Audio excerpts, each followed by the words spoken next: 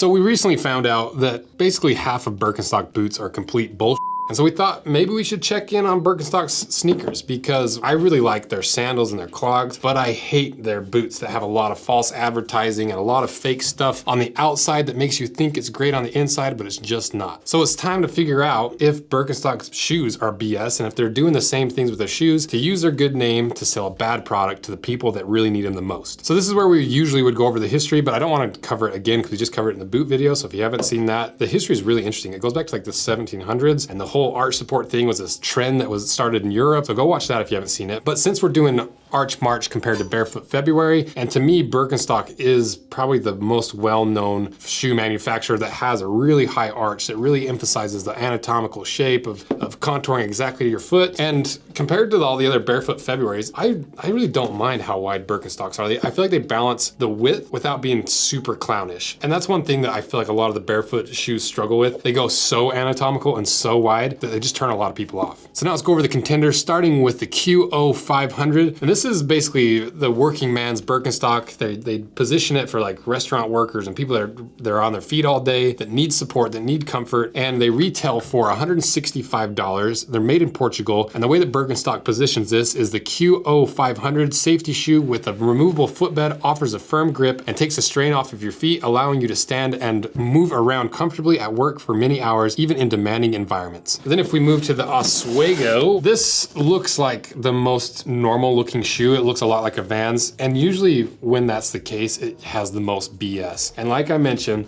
this fake line of cork on the outside is borderline false advertising to me and like borderline lying to their customers, and I'm assuming that's what's going on here too. You know, I'm willing to bet that that's a fake line of cork and there's no cork on the inside. So the Oswegos retail for $145, and the way that Birkenstock positions this is stay comfortable all day long with a flexible rubber sole for additional traction and durability. Take these sporty shoes anywhere and everywhere. The upper is made of especially soft suede. And if we go to the next one, the Honnef Light. So this is a really odd looking shoe. It's the most Birkenstock looking shoe out of the bunch, and this retails for a very steep $200. It's made in Portugal. And the way that Birkenstock positions this is the sporty lace-up style is perfect for your most active days, whether that's all day around town or on your next travel adventure. So the reason that I do this channel is to show people what they're spending their hard-earned money on, because that's the thing about money, is it's really hard won, but really easily lost, especially those little teeny things like footwear and phones. Because phone plans are so much money. You kind of forget how much money you spend, and I really do think people rarely get what they pay for when it comes to cell phones, and more importantly, I don't think they use what they pay for. And that's why Mint Mobile, the sponsor of this video, is so useful, because I'd be willing to bet that you think your cell phone bill is way too high for what you actually use. But with Mint Mobile, you can have premium wireless for as low as $15 a month, which is like a tenth of what most people's phone bills are. And you don't have to sacrifice any coverage, speed, or data. And that's because they're built on the nation's largest 5G network. They keep costs low by cutting out the retail stores and the salespeople that are in it. Ryan Reynolds also is a part owner of it. They have digital eSIM cards that you can sign up and activate immediately right on the spot. And one really nice thing is you can keep your current device and phone number and easily switch services. And you might be thinking $15 is pretty cheap. What do I actually get for that? Well, all Mint Mobile plans include unlimited nationwide talk and text, plus lightning fast 5G and free mobile hotspots. And Mint will show you exactly how much data you're using each month and recommend plans to save you money. And if you've got a family, Mint also offers a modern family plan that lets you set up a super affordable family plan with as little as 2 lines, which is really nice for couples or small families. So stop paying more than you have to for your wireless bill and start saving big with Mint Mobile, and use the links in the description to get your wireless network starting at $15 a month, or go to mintmobile.com/roseanvil, and thanks again to Mint Mobile. So now I'll start going through the details and figure out how much of this is BS. So the QO500, which is the worst name ever, they say it's a water-resistant smooth leather upper. Usually what that means is there's a plastic coating on top. So we did a little burn test to see how much plastic is on there. It's actually surprised me. It just seems like there's a little bit of plastic, not nearly as much as Nike and mainstream sneaker alternatives, but it does make sense because if you're working in a restaurant and you spill mustard on your shoe, you want to be able to wipe it off off really easily. So it's not the best leather, but it works for the application. Then if we move to the Oswegos, which I love the name of that, but they say it's a suede leather. So to see if it is actually suede,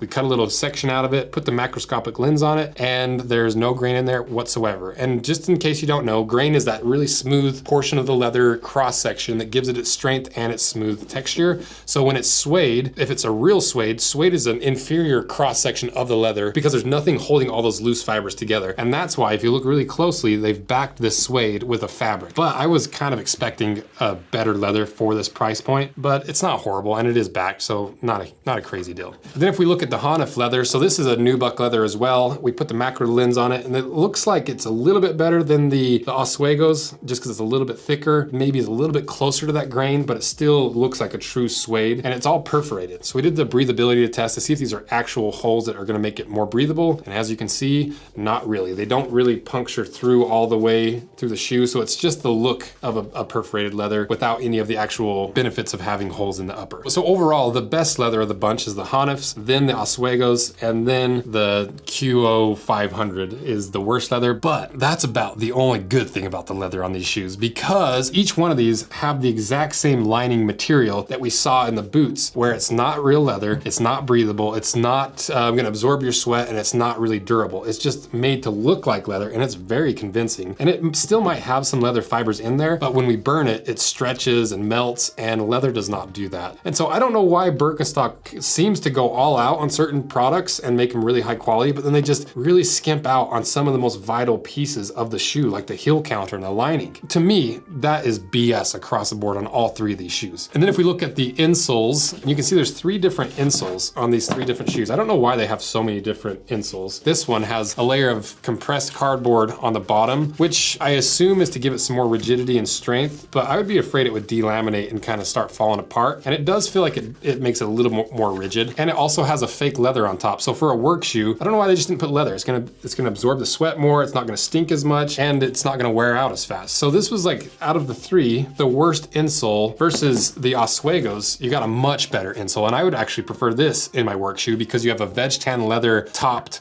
cork and rubber and burlap insole. So it doesn't stink, it's gonna be really durable, it's gonna absorb your sweat. This is what should be in their work shoe. And then if we look at the Honnef shoe, this also might be a better option for the work shoe because this is the foam-based insole. It has a lot more squish, it's gonna be a lot more comfortable underfoot while still being supportive because you have that built-up arch. And there is a little bit of BS going on here in my opinion where they've made it look like it has cork in it and it has the burlap, and it does, but it's so thin and so sparse that I don't think you actually get any of the benefits from it. I think it's just so they can say there's cork in the footbed. And then it's also topped with a fake leather, which once again, less durable, stinkier, less breathable, less absorbative. This one's the most comfortable out of the bunch. This one's probably the most durable and supportive. And this one is the most BS of the bunch. I see what they were going for by having that layer there, but it just doesn't do the job right. Next, if we look at what's underneath the insole, you can see, once again, the QO 500. Seems like it's lacking quality materials because you just have a fairly thin, cheap fiberboard lasting board on the inside of there. It's strobo stitched. Really, the construction is the most concerning out of all these shoes because once again, you got Birkenstock doing a fake thing on the outside to make it look like it has stitching when that's just a fake rubber stitch from the mold that made this outsole. And that's not the worst thing ever. Like, it's not a bad work shoe because of that. But if you compare it to its neighbor here, the Oswego, you have a lot better lasting material. It's gonna be more durable. It's still strobo stitched, but instead of having a cup sole that's pretending to be stitched in multiple layers, this is a true cup sole with a true sidewall stitch. So no matter how much this delaminates, that stitch is gonna hold the outsole on. So to me, this outsole, because it's so durable and because it's gonna last a lot longer, should be on their work shoe. So the QO 500, not looking great. Then if we look at the Honnef, you can see there's some BS going on here because there's a layer of cork and it's only like halfway through the insole. But if I pull this out, it's tape. It's just like brown packing tape with the thinnest, most microscopic layer of cork. So thin that it's not gonna do a single thing. So if you're thinking, oh, there's cork, it's not. All they've done is throw that in there to make it look more premium. It's not even like nice tape, it's paper tape. You busted, Birkenstock. That's terrible. Don't do that. And we did the bar drop test on these to test the responsiveness, and surprisingly, the QO 500 and the Honnefs both did 14 inches and around 5 inches at the toe, versus my favorites, the Oswegos, did not do great at 10 inches. At least there was one good thing that happened with the QO 500s. Other than that, pretty garbage shoe so far. And we basically already covered the outsole, so I'll just run through the results of the test real quick. So the QO 500s are a 68 short A. The bar drop drop was 5.25, and the outsole puncture took 120 pounds. So not bad puncture resistance. Versus the Oswegos are a 60 short A, so a little bit softer and grippier. The bar drop was 5.5, and the outsole puncture was 127.5 inches, so not bad at all. And then to the Honnefs, this is the hardest outsole at 80 short A. The bar drop tested 4.5 inches, and the outsole puncture was 80 pounds. So they're all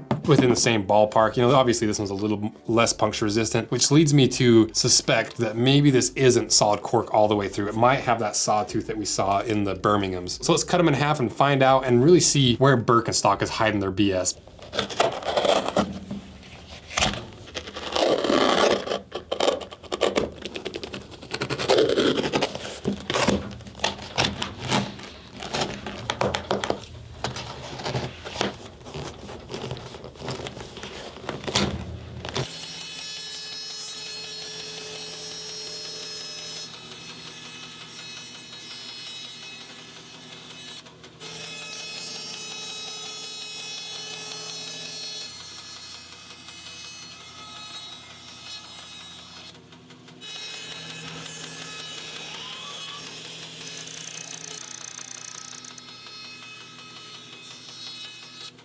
All right, we got them all cut in half, so let's open these one by one and determine if these Birkenstock shoes are complete BS. Starting with our favorite, the QO500. Let's see what's inside.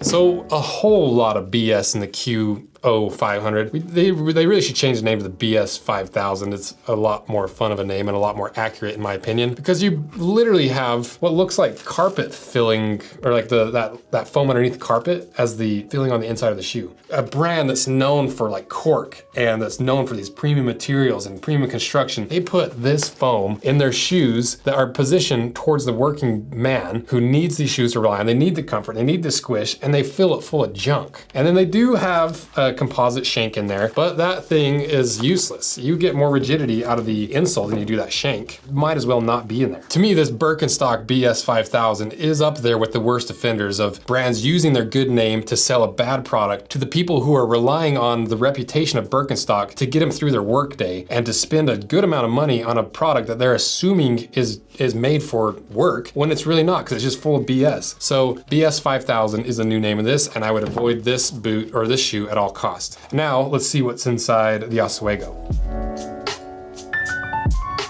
I was off on this one. I thought for sure that there was not cork on the inside, and I was like, ooh, definitely that's BS on the outside. Turns out the whole midsole is all cork. So what I was hoping was in the BS 5000 was actually in the Oswegos, which is fine by me because I like the Oswegos. It's the best looking of the bunch, the most normal, it has the best insert, and it has the best midsole of the bunch. To me, this is not BS. The only thing that I wish they would change is just use a better lining material. If that was a better lining material, this would be a shoe that I would actually buy and I would actually use. This is not BS. I really like this shoe. Birkenstock, just quit using fake leather linings, just use real leather or fabric. You can't really defend that in my opinion. And then finally to the weirdest shoe of the bunch, the Honnef. Let's see what's inside of this.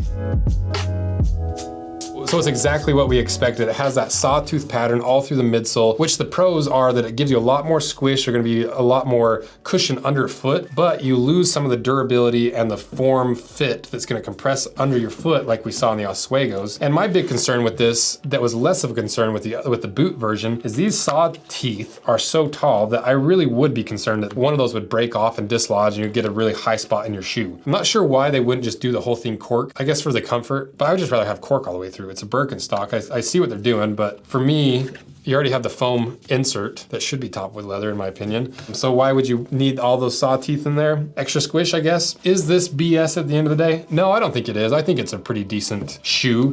There is some serious BS in there with that like nearly false advertising of the cork tape, like literally cork tape on the inside, the really terrible lining and counter cover that just melts. But other than that, they're pretty decent. So I would not say these are BS. So far, 2 out of 3 are not BS and 1 out of 3 are BS, but this is such an offensive BS shoe. It really bugs me, and I would not feel comfortable buying a regular Birkenstock shoe without seeing exactly what's on the inside. If you know what's on the inside of Birkenstocks, they're not BS, but if you don't know, you're taking a gamble that you could end up with the BS 5000. Let me know what you guys think and your experiences in these shoes, and if I got anything wrong, or if you have a different opinion on the BS 5000, let me know, because maybe I'm off. Maybe there's something in here I'm missing, but this sure seems like a whole lot of bull.